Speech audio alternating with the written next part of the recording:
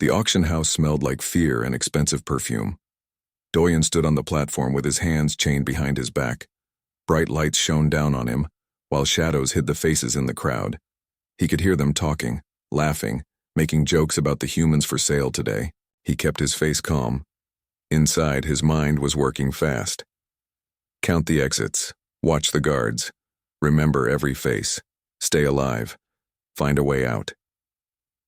These thoughts ran through his head like a prayer. The auctioneer was a tall alien with blue skin and too many arms. He spoke in a loud voice that echoed off the high ceiling. The building was made of black stone and gold metal. Everything here was designed to show power and wealth.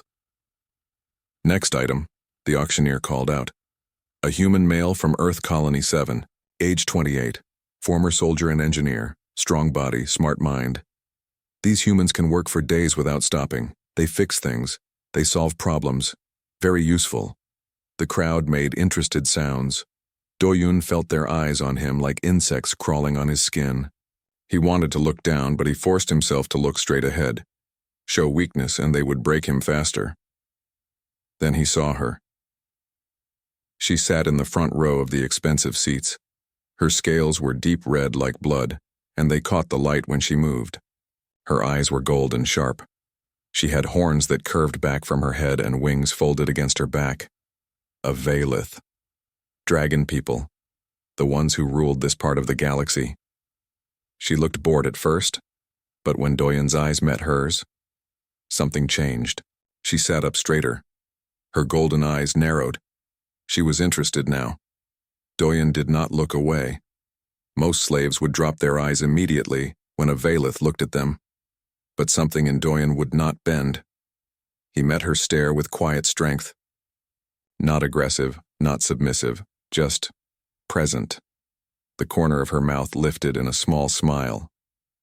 Interesting, she said, though Doyen could not hear her from the platform. Bidding starts at 5,000 credits, the auctioneer announced. Several paddles went up. 6,000.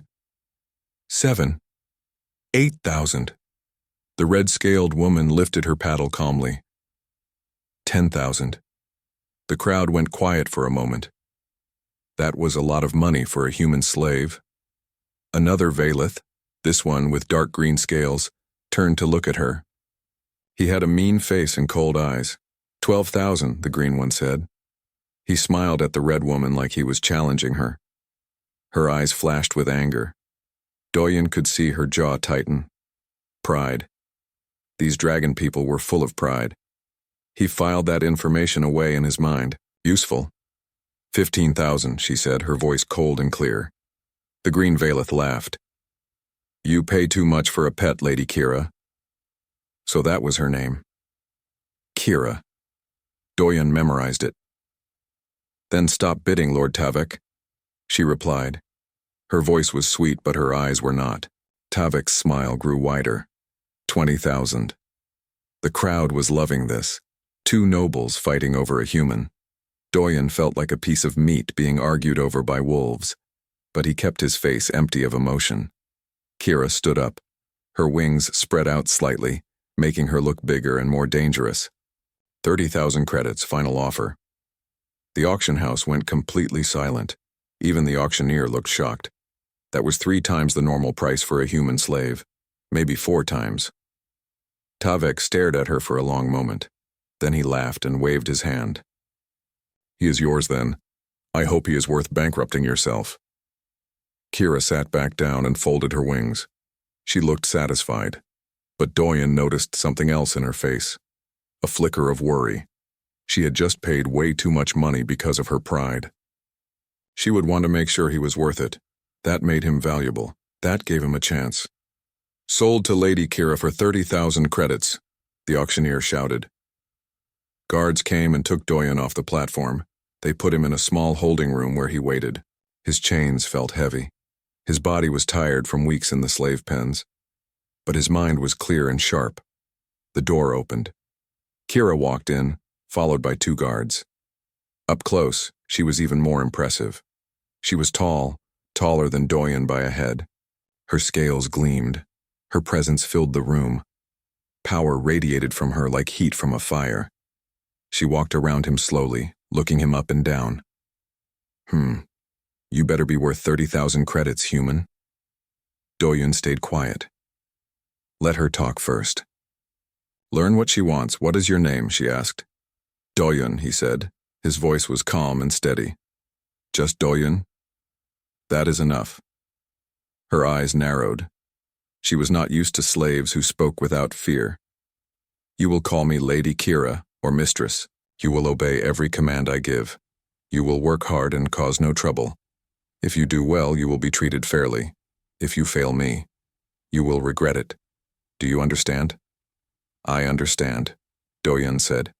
No, Lady Kira at the end. Just enough. Obedience to avoid punishment, but not enough to show he was broken. Kira noticed. Her jaw tightened again. But she did not punish him. Not yet. She was curious about him. Good. One of her guards brought forward a metal collar. It was silver with red lights on it. Doyun knew what it was. A control collar. With the push of a button, it could cause terrible pain or freeze his muscles. This is to make sure you remember your place, Kira said as she took the collar. She stepped close to him. He could smell something like cinnamon and smoke on her. She reached up and locked the collar around his neck. It felt cold and heavy. She pulled out a small remote from her pocket. Let me show you how this works. She pressed a button. Pain exploded through Doyun's body. Every nerve screamed. It felt like being struck by lightning and burned alive at the same time. But he had trained for pain. He locked his knees, clenched his jaw, made no sound. The pain lasted 3 seconds but felt like 3 hours. When it stopped, Doyun was breathing hard. Sweat ran down his face. But he was still standing, still looking at her. Kira looked surprised, then impressed, then annoyed. Most beings scream and fall down. You are tougher than you look. Humans are good at surviving, Doyun said quietly. Something flickered in her eyes.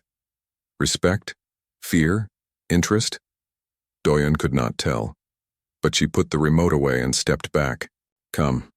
My ship is waiting. They walked through the auction house and out into the city. Doyun had never seen anything like it. Buildings that scraped the sky.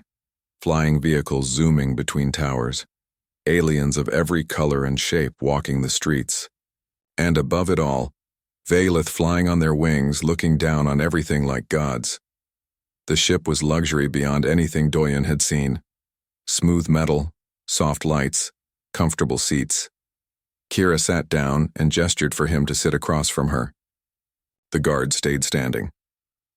As the ship lifted off, Doyun looked out the window. The planet fell away below them. Stars appeared, and then he saw Kira's home. It was a palace floating in the sky.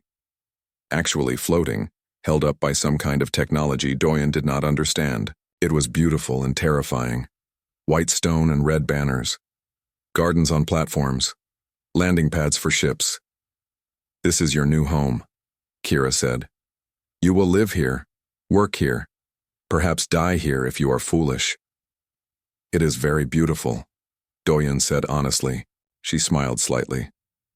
Yes, it is. I had it built 50 years ago. 50 years. These people lived for centuries. Doyun was a child compared to her age. But age was not the same as wisdom. He had learned that in war, the ship landed. Kira led him inside.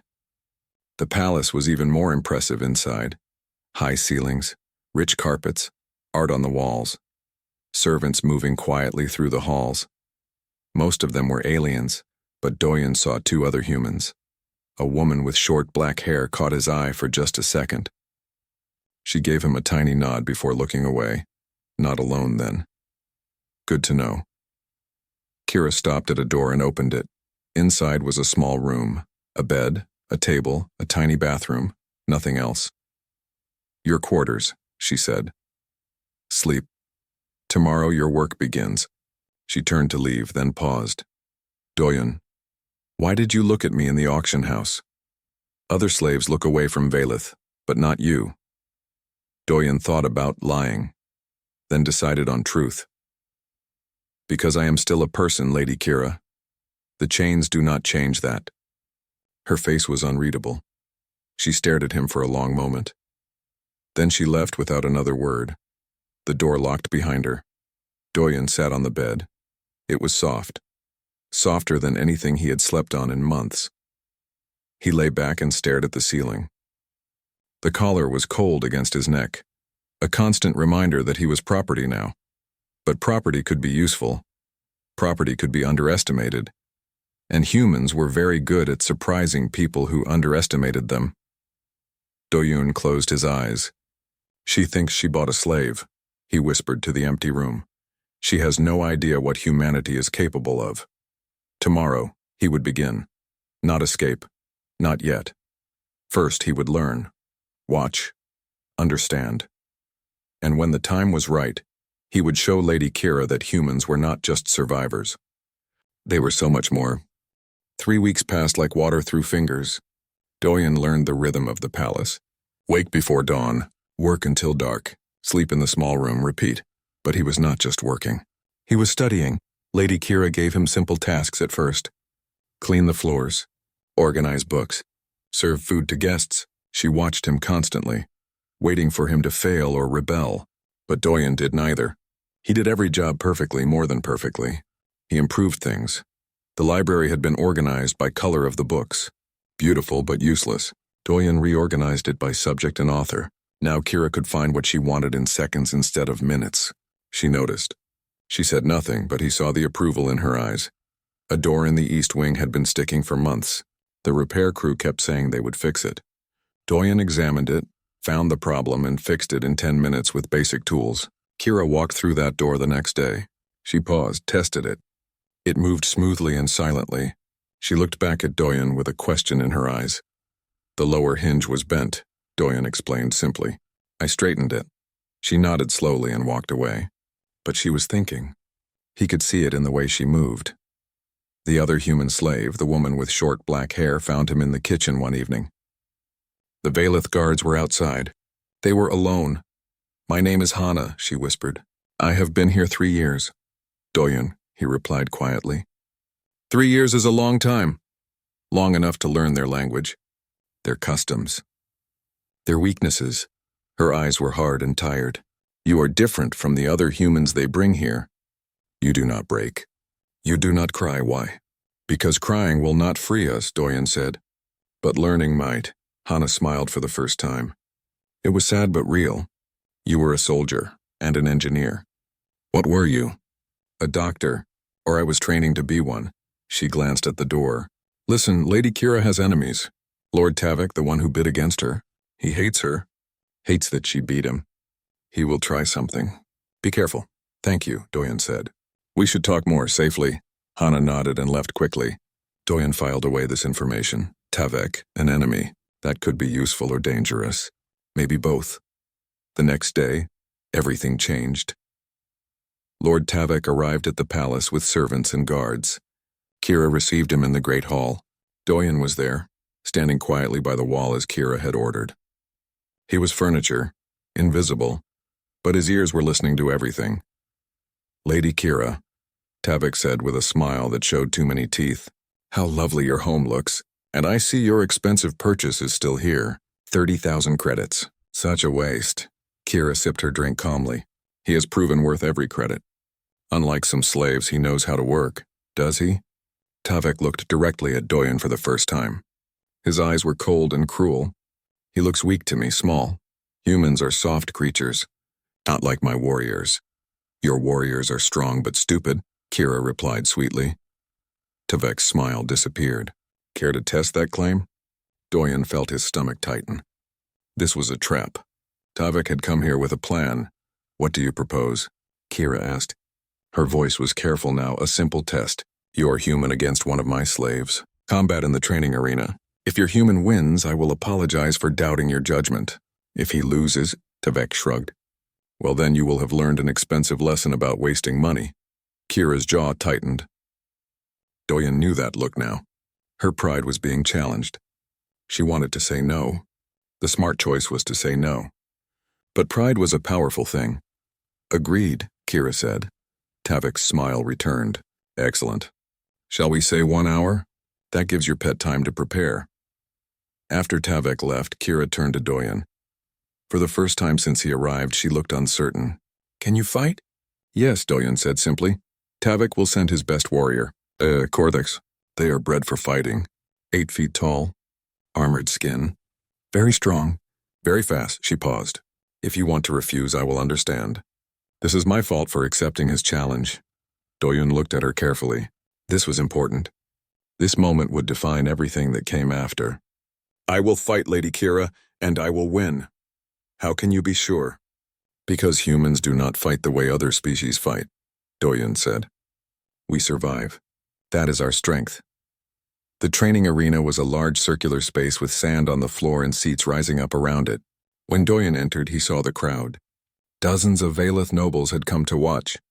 Word had spread fast. They wanted to see the expensive human slave get destroyed. Kira sat in the front row. Her face was calm, but her hands gripped the armrests tightly.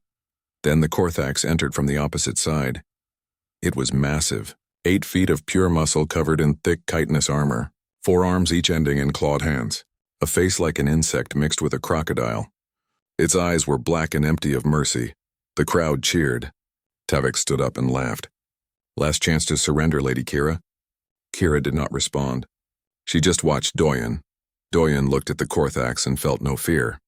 Fear was useless. Instead, he analyzed. The armor was thick on the front and back, but thinner at the joints. The creature was built for strength, not endurance. Those 4 arms would tire quickly if it kept swinging. Its legs bent backward like an animal. That meant limited mobility in certain directions. Humans had hunted animals much larger than themselves for thousands of years. Not by being stronger, not by being faster, by being smarter, by lasting longer, by never giving up. A bell rang. Begin! The Korthax charged immediately. It was fast, frighteningly fast. But Doyen was already moving. He rolled to the side as the creature's claws tore through the air where he had been standing. Sand exploded from the impact. The crowd gasped. They expected the human to stand and fight or run away in fear. Not this calculated movement. The Korthax spun and attacked again. Doyen ducked under its arms and moved behind it. He kicked hard at the back of its knee joint. The armor was thinner there, and he felt the impact land. The creature stumbled but did not fall. Good. Now he knew what worked. The Korthax roared and charged again. And again. And again.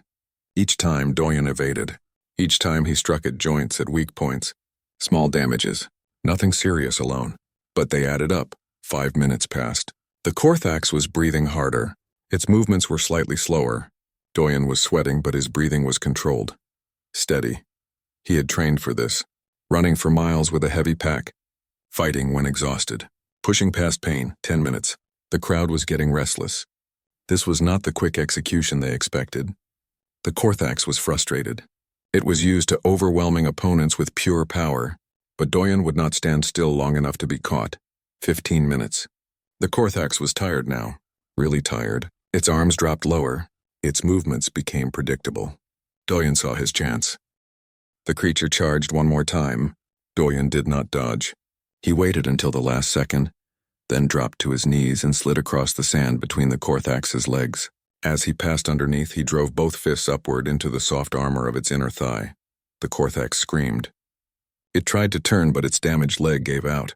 It crashed to the sand, shaking the arena. Doyen was on it instantly. He jumped onto its back and locked his arm around its throat. The Korthax had 4 arms, but they could not reach backward far enough. It thrashed and rolled, trying to crush him, but Doyen held on. His muscles burned. His lungs screamed for air, but he did not let go.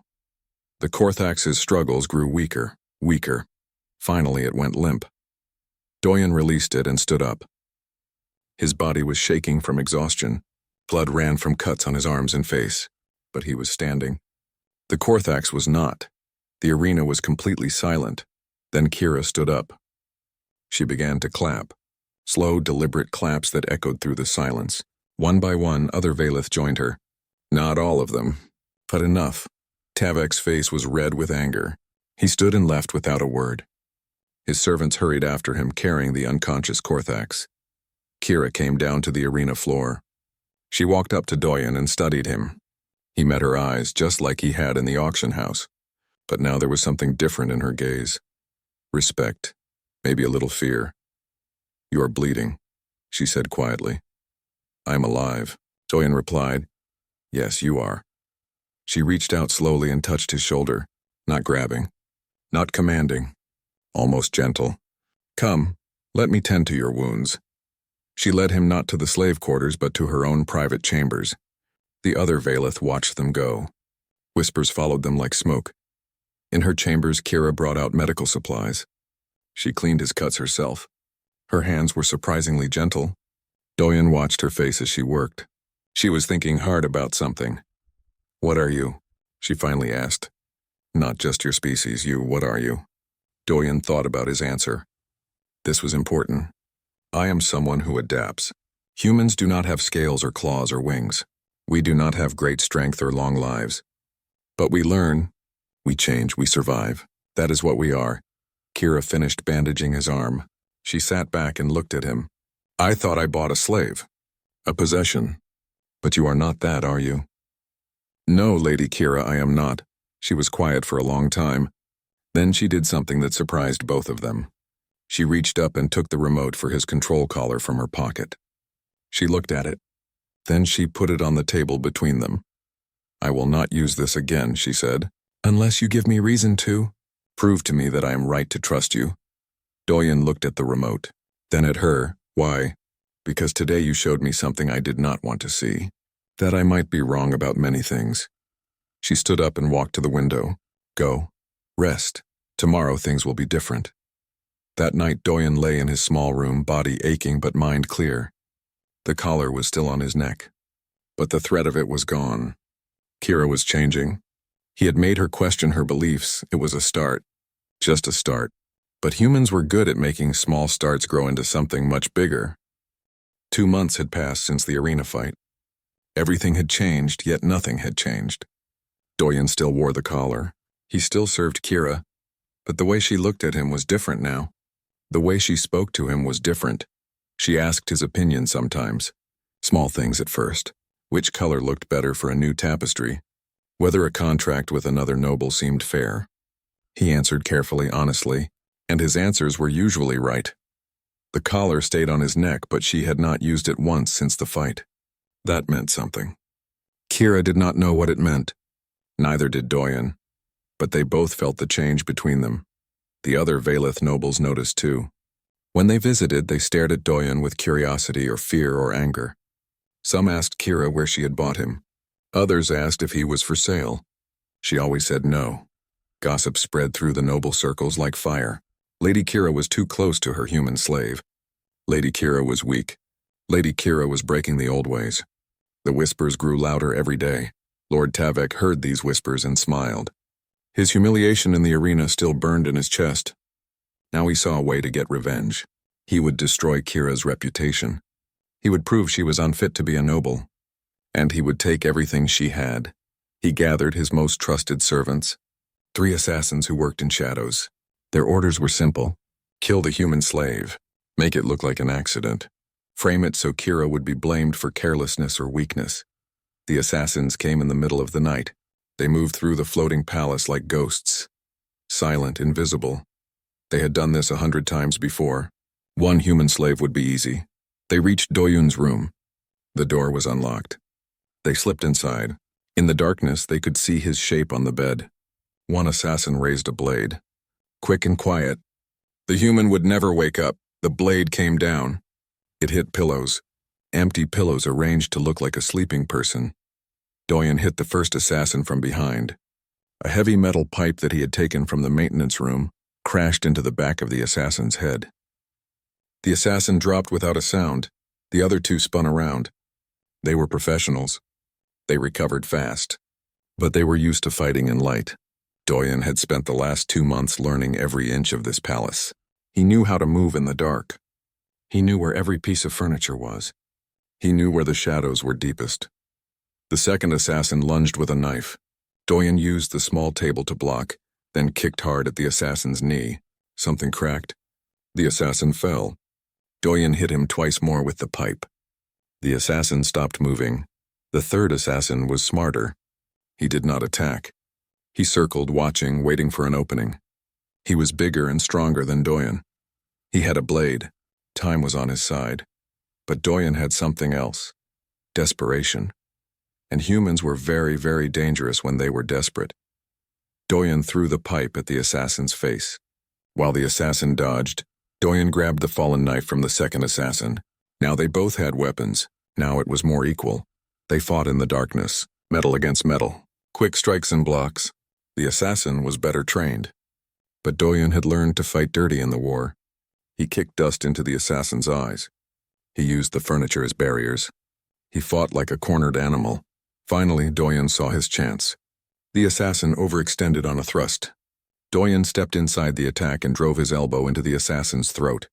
Hard. The assassin gagged and stumbled back. Doyen followed with the knife, cutting the assassin's weapon hand. The blade fell. Doyen's knee came up into the assassin's stomach. The assassin collapsed, gasping for air.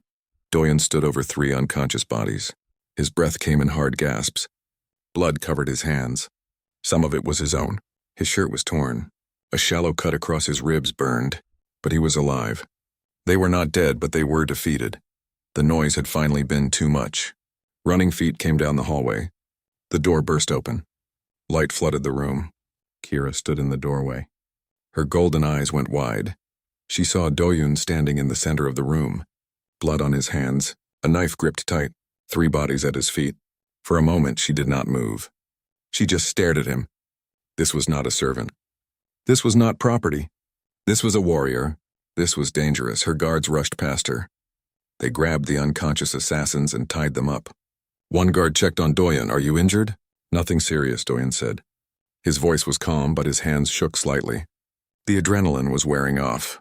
Kira finally found her voice. "Take the prisoners to the holding cells. I want them awake and ready to answer questions within the hour." She looked at Doyen. "You, come with me." She led him to her private study. She made him sit while she examined his wounds. The cut on his ribs was not deep, but it needed to be cleaned. Her hands were surprisingly gentle as she worked. "You knew they were coming," she said. "I suspected." "The security patrols changed their pattern 3 days ago. Someone bribed them to avoid certain areas at certain times. I noticed, so you prepared." "Yes, my lady. I am sorry I did not tell you. I had no proof. Just suspicion." Kira was quiet for a long moment. "You could have died, yes. Why did you fight? You could have run. You could have called for help." Doyen looked at her. His eyes were tired but steady. "Because this is my home now. Because Hana is here. Because you—" He stopped. He had almost said too much. "Because I what?" Kira asked softly. "Because you have not broken me. You could have. But you chose not to. That means something." Kira felt something crack inside her chest. Something that had been hard and cold for a very long time. She looked at this human who should have been nothing to her. This slave who had somehow become important. When had that happened? How had she let it happen? An hour later, the interrogation began. The assassins were awake and very cooperative. Pain and truth drugs worked well together. They confessed everything. Lord Tavok had hired them. He wanted Doyen dead and Kira disgraced. Kira stood in the interrogation room and felt rage burn through her. Tavok had tried to kill Doyen, her property, no, not property anymore. When had she stopped thinking of him that way? She wanted to go to Tavok's estate and burn it down. She wanted to challenge him to single combat. She wanted to destroy him completely. But that would solve nothing. It would just prove what the other nobles said about her. That she was controlled by emotion. That she was weak. Doyen found her in the study, staring out the window at the night sky. He had cleaned up and changed clothes. The bandage around his ribs was hidden under his shirt. "What will you do?" he asked. "I do not know. I want to kill Tavok, but that would only make things worse." "Then do not kill him. Destroy him another way." Kira turned to look at him. "What do you mean?" Doyen explained his plan. There would be an imperial gathering in 3 days. Every major noble would be there. If Kira exposed Tavok's conspiracy publicly in front of everyone, he would lose all his power. No one would trust him. No one would do business with him. He would be ruined without violence. Kira stared at him. "How do you know about the imperial gathering? I read your correspondence when I organized your office. I pay attention. She should be angry." He had been reading her private papers, but she could only feel impressed. And something else. Something warm and confusing. That is a good plan, she said. But I would need proof. Testimony from the assassins is not enough. Tavik would claim I tortured them into lying. Then we get better proof. We have 3 days. I can help. Kira felt something she had not felt in a long time. Hope. Why are you helping me? Doyen smiled slightly. Because you are the least terrible option I have. And because I do not like people who try to kill me. They worked together over the next 3 days. Doyen proved to be brilliant at planning. He understood Valeth politics better than most Valeth did. He had watched. He had listened. He had learned. They discovered that one of Tavik's subordinates was in debt. Heavy debt. Doyen suggested offering to pay the debt in exchange for testimony. The subordinate agreed. Now they had a Valeth noble willing to speak against Tavik. That changed everything. They gathered communication records, financial transactions, evidence of the bribery. Piece by piece they built a case that no one could deny. On the night before the gathering, Kira and Doyen sat in her study. The evidence was ready. The plan was set, but Kira felt uncertain. What if this makes things worse? She asked. The other nobles already whisper about me. If they see me working with a human slave so closely, then they will whisper more, Doyen said. But you cannot live your life based on what others think. You have to do what you believe is right. Kira laughed bitterly. When did a slave start giving me advice on honor? The day you stopped treating me like one, Doyen said quietly. The words hung in the air between them. They both knew it was true. Something fundamental had changed. The lines between master and slave had blurred. Maybe disappeared completely. Kira stood up and walked to him. She reached out and touched the collar on his neck. I could remove this. I could set you free. Why do you stay? Because leaving changes nothing, Doyen said. There are thousands of humans in slavery across your empire. Running away just saves me. Staying might let me help them. Help all of them. Kira understood then. He was not just surviving. He was fighting a different kind of war. A war of ideas. A war to change the system itself. And somehow he had made her a part of that war. She made a decision. Her hands went to the collar. She pressed the release code. The collar fell away from his neck and landed on the floor with a heavy sound. Doyen touched his neck. The skin was raw where the collar had been, free. After 3 months, he was finally free. Why? He asked. Because you were right. And because I choose to be better, Kira said. You are not my slave anymore. You are my guest. My advisor, my friend. The word felt strange in her mouth. Valeth did not have friends. They had servants, allies, rivals, enemies. But Doyen was something different. Something new. That night, Hana found Doyen in his room. She saw the collar lying on the table. Her eyes went wide. She freed you, Hana whispered. Yes. You could leave. You could escape, I know. But I am not leaving. Not yet, Hana smiled. It was the first real smile Doyen had seen from her. You are going to change things, are you not? I'm going to try, Doyen said. The next morning, Kira announced to her household that Doyen was no longer a slave. Some of the servants looked shocked. Others looked hopeful. The change was beginning. At the imperial gathering that afternoon, Kira stood before the assembled nobles and exposed Tavik's conspiracy. She presented the evidence. She brought forward the witness. The facts were undeniable. Tavik tried to defend himself, but his words rang hollow. The emperor himself, sitting on his great throne, looked displeased. Assassination plots among nobles disrupted the peace. That could not be tolerated. Tavik was stripped of his titles and exiled. His estate was seized. His allies abandoned him. He left the gathering in shame and fury. His power was broken, but Kira's victory came with a cost. The other nobles looked at her with suspicion now. They had seen her work with a human. They had seen her free a slave. Change was dangerous. Change threatened the old ways. Some saw her as weak. Others saw her as a threat. As they left the gathering, Doyen walked beside Kira, not behind her like a servant, beside her like an equal. The other nobles noticed. The whispers grew louder. Kira heard them. She felt the weight of their stares. But she kept her head high. I may have made things harder for myself, she said quietly. Yes, Doyen agreed, but you did what was right. That matters more, does it? I'm not so sure anymore. They reached her transport. As they climbed inside, Doyen looked at her seriously. The empire is built on a lie, he said. The lie that the Valeth are superior to everyone else. But strength is not everything. Every species has value. Every person deserves dignity. The Empire will fall eventually if it does not change. You can be part of that change, or you can be part of the fall. Kira looked at him for a long moment. Then she smiled. It was a sad smile, but also a determined one. Then I choose change, even if it costs me everything. 3 weeks after the Imperial gathering, Kira's life had become more complicated. The conservative nobles avoided her. The progressive ones watched her carefully, waiting to see what she would do next. The Emperor had not spoken to her directly, but his silence felt heavy. Doyen no longer lived in the slave quarters. He had a proper room now with windows and comfortable furniture. He ate meals with Kira instead of serving them. They spent hours talking about politics, history, and philosophy. To anyone watching, they looked like equals. That terrified some people. It inspired others. One evening, a trader came to the palace. He brought exotic goods from the outer territories. Rare metals, strange plants, beautiful fabrics. Kira walked through his displays with mild interest. Doyen accompanied her as he often did now. The trader was a short, nervous creature with gray skin and too many eyes. He bowed low when he spoke. But Doyen noticed something. The trader kept glancing at him, not with fear or curiosity, with recognition. After Kira made her purchases and left, Doyen lingered. He pretended to examine a piece of carved stone. The trader moved closer. "You are Doyen," the trader whispered. His voice was so quiet that only someone standing right next to him could hear. "From Earth Colony 7. Doyen's heart beat faster. He kept his face calm. "Who are you?" "My name is Jiho. I represent certain interests. Human interests. We have been watching you.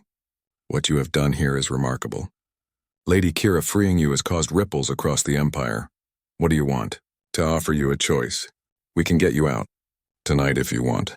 A ship, new identity. Passage to free human space. You would be safe, free." Doyen felt a wave of longing.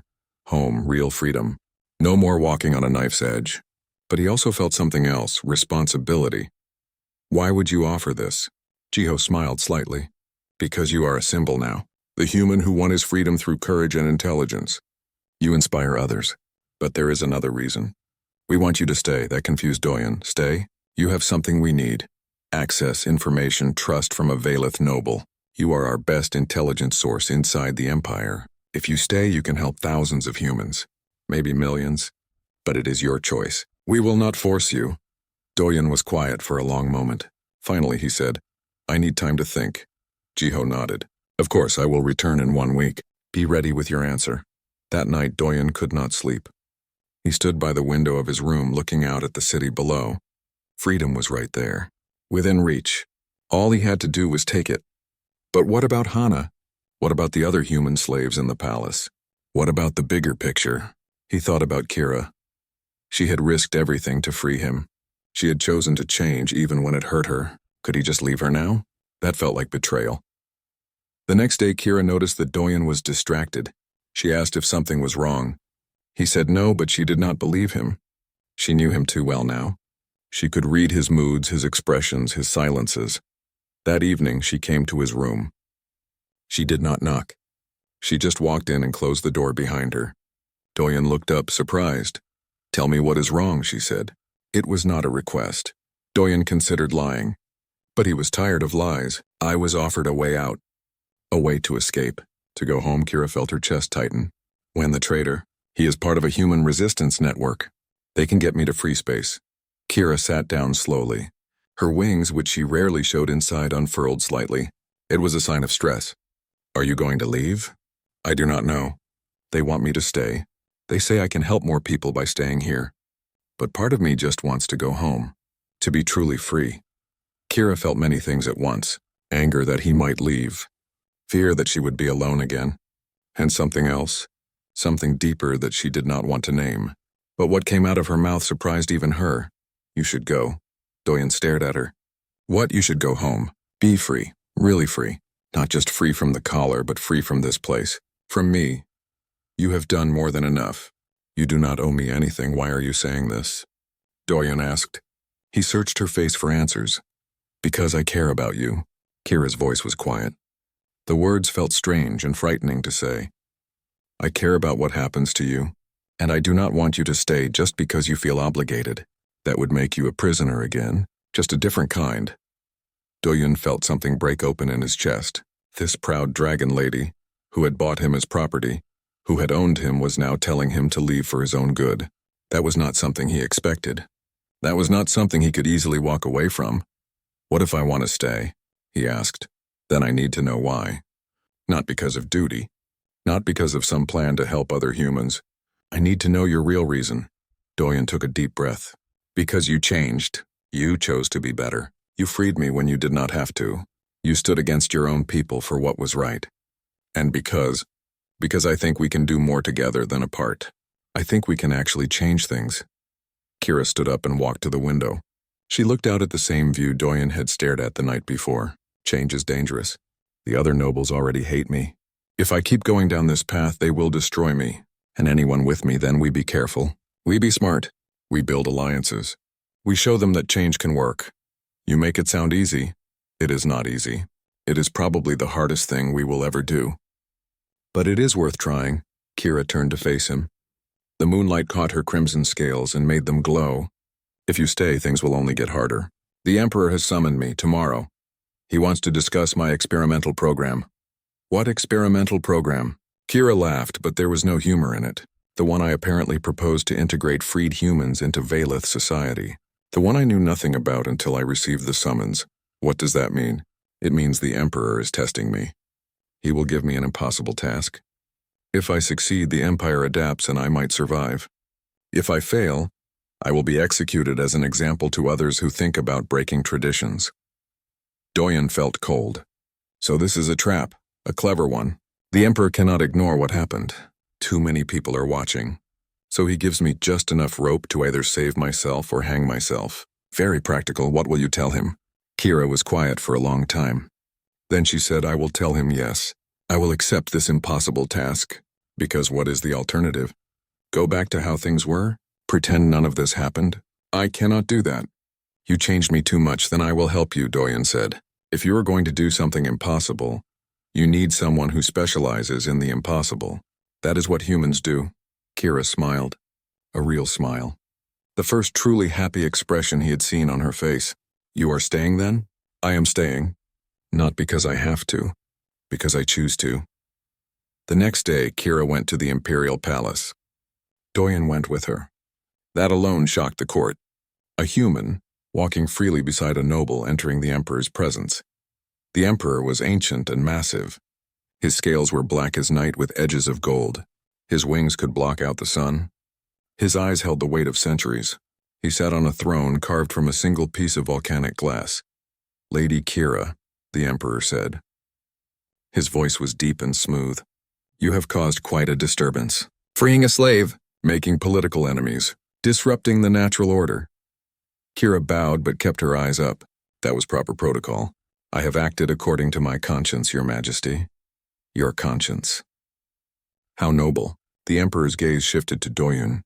And this is the human that started all this trouble? This is Doyun, Kira said. He is my guest and advisor. The Emperor studied Doyun for a long moment. Doyun met his gaze. It was like looking into a volcano, powerful, ancient, dangerous, but Doyun did not look away. Interesting, the Emperor said. Very interesting. Tell me, human. Do you think your species is equal to the Valeth? It was a trap question. Doyun knew it. Say yes and he insults the Emperor. Say no and he betrays his own people. So he chose a third answer. I think every species has strengths and weaknesses, Your Majesty. The Valeth are powerful warriors and skilled administrators. Humans are adaptable and creative. Neither is better. We are different. And those differences can either lead to conflict or cooperation. The choice is ours. The Emperor's expression did not change, but something flickered in his eyes. Respect, maybe? Or amusement. Well spoken. You are clever. That makes you dangerous. Or potentially useful. The Emperor turned his attention back to Kira. I am giving you a task, Lady Kira. You will establish an experimental community. Humans and Valeth living together, working together as equals. You will have 6 months. If your experiment succeeds, I will consider expanding it. If it fails, you will be executed for treason against the Empire. Do you accept? Kira felt the weight of the choice, death or impossible success, but she had already decided. I accept, Your Majesty. Good. You may use resources from your own estate. I will provide no help. Your enemies will provide plenty of obstacles. Good luck, Lady Kira, you will need it. The audience was over. Kira and Doyen left the throne room. Outside, Kira let out a breath she had been holding. 6 months, she said. 6 months to do what has never been done. To change thousands of years of tradition. Doyen looked at her. Then we better get started. Over the next few days, they began planning. Hana joined them. So did a few of the braver Valith from Kira's household. They chose a section of the floating palace to convert into the first integrated living space. They established rules. No slavery. Equal treatment. Shared responsibilities. When Jiho returned a week later, Doyen gave him his answer. I am staying. But I will help your resistance in other ways. Information, plans, connections, just give me time. Jiho smiled. We hoped you would say that. You have become something special, Doyen. A bridge between two species. Do not waste that. The first humans arrived at the experimental community 2 weeks after the Emperor's decree. Freed slaves from other households bought by Kira at great expense.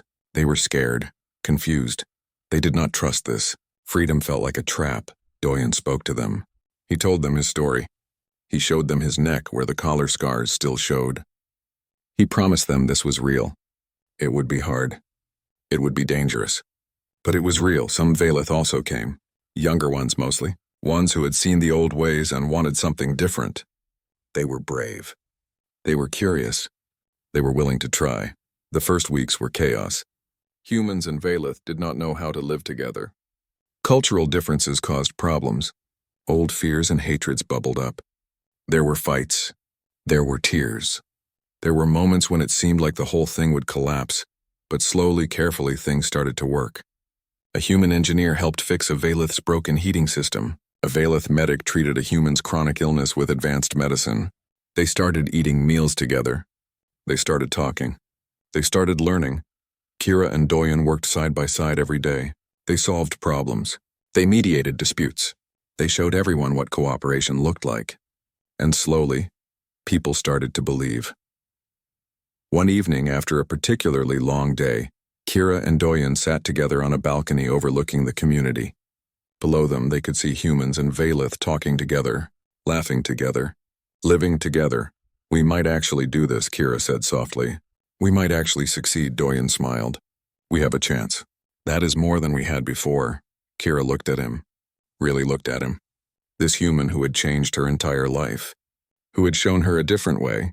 Who had become the most important person in her world. Thank you, she said. For what? For staying. For believing in this. For believing in me. Doyen reached out and took her hand. Her scales were warm against his skin. Thank you for giving me a reason to stay. They sat like that for a long time. Two people from different worlds. Two people who had found something unexpected. Not master and slave. Not even just friends. Something deeper. Something that neither had words for yet. But they both knew that the hardest part was still coming. 6 months was not long, and their enemies were gathering. The real test was about to begin. 4 months had passed since the experimental community began. 4 months of small victories and constant struggles. The community had grown to nearly 200 people, half human, half Valith. They lived in the converted section of the floating palace, working together, learning from each other. It was working. Not perfectly, but it was working. And that terrified certain people. The conservative nobles watched with growing alarm. If this experiment succeeded, their whole way of life would change. The slave economy that made them rich would collapse. The power structure that kept them on top would crumble. They could not allow that to happen, so they planned to destroy it. Not with words or politics. With violence, the attack came without warning. A group of extremist Valith nobles who believed in the old ways stormed the community in the middle of the night. They wore dark armor and carried energy weapons. Their goal was simple: kill everyone, burn everything, leave no evidence that the experiment ever worked. The first explosion woke everyone. Doyen rolled out of bed immediately. His combat training kicked in. He grabbed the emergency communicator and sent out the alert. Then he ran into the hallway, chaos everywhere. People screaming, smoke filling the air, energy weapons firing. Doyen saw a Valith family trapped behind fallen debris. He ran to them, helping them move the heavy stones. A human woman grabbed his arm. "They are trying to kill us all," she said. Her eyes were wild with fear. "Then we fight back," Doyen said. Get to the shelter. Now. He moved through the smoke, gathering people, directing them to safety. Some humans wanted to run. Some Valeth wanted to surrender. Doyen stopped them all. "If we run, they win. If we surrender, they kill us anyway. We stand together. We fight together. That is the only way we survive." Kira was already organizing the defense. She had gathered every able-bodied person. Humans and Valeth stood side by side, armed with whatever they could find. It was not much against trained warriors with advanced weapons, but it was something. Doyen found her in the central courtyard. She was magnificent in her fury. Her scales glowed red-hot. Her wings were fully extended. She looked every inch the warrior noble she had been trained to be. "How many attackers?" Doyen asked. 30. Maybe more. "They have us surrounded. We are outnumbered and outgunned. Then we do not fight them head-on. We use tactics. We know this place better than they do. We make them fight on our terms." Kira looked at him. Even in the middle of chaos, even facing death, his mind was working. Calculating, planning. "What do you need?" "Time and trust. Let me coordinate the humans. You coordinate the Valeth. We work together like we have been practicing." Kira nodded. She trusted him completely. That still amazed her sometimes. "Do it." Doyen split their defenders into mixed teams. Humans and Valeth working together. The Valeth had strength and natural weapons. The humans had speed and tactical thinking. Together, they were more than the sum of their parts. They used the architecture against the attackers. Narrow hallways where superior numbers did not matter. Prepared traps that used the palace's maintenance systems. The humans showed the Valeth guerrilla tactics. The Valeth used their fire breath and claws in close combat. The battle was brutal. People died on both sides, but the defenders held. Every meter the attackers advanced cost them dearly. Every position they took was paid for in blood. In the central courtyard, Kira fought like a force of nature. She faced 5 attackers at once. Her claws tore through armor. Her tail swept enemies off their feet. Her fire breath turned weapons to molten metal. She was terrifying and beautiful. Doyen fought beside her. He was smaller, weaker, slower. But he was precise. He targeted weak points. He used fallen weapons. He covered her blind spots. They moved like they had been fighting together for years, not months. The leader of the attackers finally revealed himself. A massive Valeth with black scales and silver eyes. He carried a sword that crackled with energy. He looked at Kira with contempt. "You shame your species," he said, "living with these animals. Treating them as equals. You deserve to die," Kira snarled. "The only shame here is yours. Attacking in the night like cowards. Trying to murder innocents. You are the animals," the leader charged. His sword came down in a killing blow. Kira blocked with her armored forearm. Sparks flew. They fought with savage intensity. Both were skilled warriors. Both had trained for decades. The courtyard shook with the force of their combat. Doyen saw the danger. 2 more attackers were moving to flank Kira, while she was focused on their leader. She would not see them in time. He ran forward, intercepting them. One he hit with a fallen metal bar. The other he tackled, using momentum to knock them both off the platform. They fell together, crashing through a decorative garden below. Doyen landed hard. Pain shot through his side. Broken ribs, probably. The attacker landed on top of him, claws reaching for his throat. Doyen grabbed a handful of dirt and threw it in the attacker's eyes. While the Valeth was blinded, Doyen rolled away and grabbed a fallen knife. When the attacker charged again, Doyen was ready. He ducked under the wild swing and drove the knife into the gap where the armor plates met. The attacker fell. Above, Kira was still fighting the leader. She was tiring. The leader was stronger and fresher. His sword cut across her shoulder. She roared in pain and anger.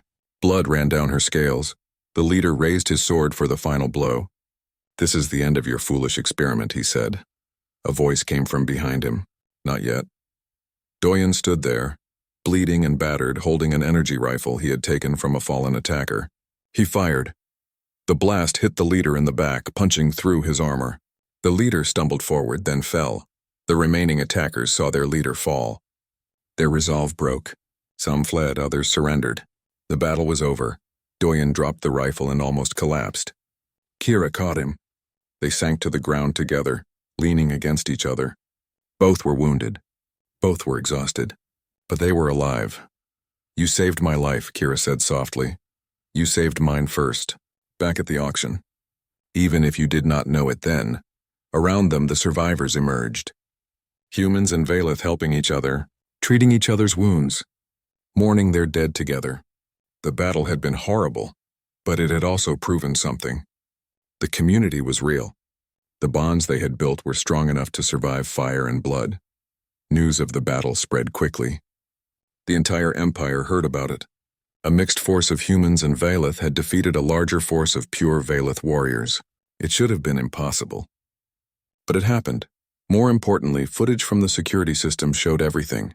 It showed humans and Valeth fighting side by side. It showed them protecting each other. It showed them winning together. The images were broadcast across every planet in the Empire. Public opinion started to shift. Many Valeth were still against the changes, but others started to wonder, what if the old ways were not the only ways? What if there was something to learn from other species? 2 weeks after the battle, the Emperor summoned Kira again. This time, half the Imperial Court attended. This would be the final judgment. Kira stood before the throne. Her shoulder was still bandaged from the battle. Doyen stood beside her. His ribs were taped. They both looked like what they were. Warriors who had survived a war. The Emperor looked at them for a long time. Then he spoke. Lady Kira, you were given an impossible task. You were told to make humans and Valeth live together as equals. You were given 6 months. It has been 4.5 months. What do you have to show? Kira stood tall. I have a community of 200 people who chose to try something new. I have humans and Valeth who fought together to defend their home. I have proof that cooperation works. Is it perfect? No. Is it finished? No, but it is real. The Emperor nodded slowly. You were also attacked by extremists who tried to destroy your work. Many died, yes, Your Majesty, but we survived. Together. The Emperor stood. His massive form cast shadows across the entire court. I have watched the footage. I have read the reports. I have spoken to survivors on both sides, and I have made my decision. The room went silent. This was it. Life or death. Success or failure. Lady Kira, you have proven your point. The experiment will continue. It will expand. Other nobles will be encouraged to follow your example. The Empire will adapt. Slowly, carefully, but it will adapt. Gasps filled the courtroom. Some nobles looked angry. Others looked thoughtful. A few even looked pleased, the Emperor continued. This does not mean slavery ends tomorrow. Change takes time, but a door has been opened, and once a door is opened, it cannot easily be closed. You have my protection. Use it wisely. Thank you, Your Majesty, Kira said. She bowed deeply. Doyen bowed beside her. The Emperor looked directly at Doyen. And you, human, you have caused quite the disruption. You have challenged our assumptions. You have proven that your species has value beyond servitude. What do you want now? Doyen met his gaze calmly. I want what everyone wants, Your Majesty. A chance to live freely, to be treated with dignity, to build something good, for myself and for others like me. The Emperor almost smiled. Well said. You are hereby granted full citizenship in the Empire, an unprecedented honor for a human. Use it to continue your work with Lady Kira. The audience was over. As they left, other nobles stared at them, some with hate, some with fear, but some with hope and curiosity. The world was changing. It would take time. It would be difficult, but it was happening. Outside the palace, Kira and Doyun stood together looking out at the city. 6 months ago, she had bought him as a slave. Now they stood as equals, partners, maybe something more. We did it, Kira said. We actually did it. This is just the beginning, Doyen said. The real work starts now. Expanding the program, changing laws, changing minds. That will take years. Maybe decades, I know. But we will do it together. Together. A ceremony was held 1 week later. In front of the entire community, both human and Valeth, Kira made a public statement. She renounced all forms of slavery in her territory. She declared every human under her authority to be free. She committed her resources to expanding the integrated community. Then came the moment that would be remembered forever. The moment that defined everything they had built. Kira stood before Doyen, the proud dragon lady who had once seen humans as property, who had bought him at auction for an absurd price, who had thought she was getting a slave. She looked at him with golden eyes full of respect, gratitude, and something deeper. Then slowly, deliberately, she performed the traditional Valeth gesture of highest honor. She bowed, fully, deeply, acknowledging him not as a servant, not as property, but as someone worthy of profound respect. The crowd went silent. This was unheard of, a Valeth noble bowing to a human. It challenged everything they believed. It changed everything they knew. Doyen felt emotion rise in his chest. He stepped forward and offered his hand. The human gesture of respect and partnership. Kira took it. Their hands clasped together. Dragon scales against human skin. Two species. Two people. One future. The crowd erupted. Some cheered, some wept, some shouted in anger. But everyone understood what they had just witnessed. History changing. Right before their eyes, years passed. The integrated community grew. From 200 to 2,000 to 20,000. Other nobles, inspired or shamed, started their own programs. Slowly, painfully, the empire began to change. Not everywhere, not all at once. But change was happening. Kira and Doyen worked together through it all. They faced opposition. They survived assassination attempts. They dealt with political battles and social resistance. But they kept going, because they had proven something important. That change was possible, that different species could cooperate. That the future did not have to look like the past. 10 years after that day in the auction house, they stood together on a balcony, overlooking a city where humans and Valeth lived side by side. It was not perfect. There were still problems, still prejudice, still fear, but it was better. So much better than it had been. What are you thinking? Doyen asked. Kira smiled. I was thinking about the auction, about how I wanted to buy a slave. Something to show off, something to own. And instead I got you, disappointed. She laughed. Not even slightly. You gave me something I did not know I needed. Purpose, partnership, a reason to be better than I was. Humans have a gift for that. What gift? You refuse to accept the world as it is. You always push for something better, even when it seems impossible. That is humanity's greatest strength. Doyen shook his head. We learned that from species like yours. You just never noticed. The Valeth built this empire through determination and strength. You transformed entire worlds. You reached for the stars. That same drive for greatness is what will help you transform again, into something better. Kira looked out at the city, at the humans and Valeth walking together, working together, living together. She thought about the journey from that auction house to here, from master and slave to partners, from enemies to allies, from strangers to something far deeper. She had wanted a slave. She had gotten a revolution, and she would not change a single moment of it. The future was uncertain. There would be more challenges, more battles to fight, more minds to change. But for the first time in her long life, Kira felt genuinely hopeful, because she was not facing that future alone. She had Doyen. She had the community they had built. She had proof that change was possible, and that was enough. As the sun set over the city, casting golden light across buildings where two species lived in peace, Kira and Doyen stood together, equal, partners, friends, and maybe, just maybe, something more. The dragon lady had bowed before the human she bought, and in that bow she had found freedom, not from him but with him. Together they had changed the world, and together they would keep changing it, one day at a time, one person at a time, until the dream of true equality became reality. That was the power of humanity. Not strength, not technology, but the refusal to give up. The insistence that things could be better. The stubborn, beautiful belief that tomorrow could be different than today. And sometimes that belief was enough to move mountains. Or in this case, to move an entire empire. The end.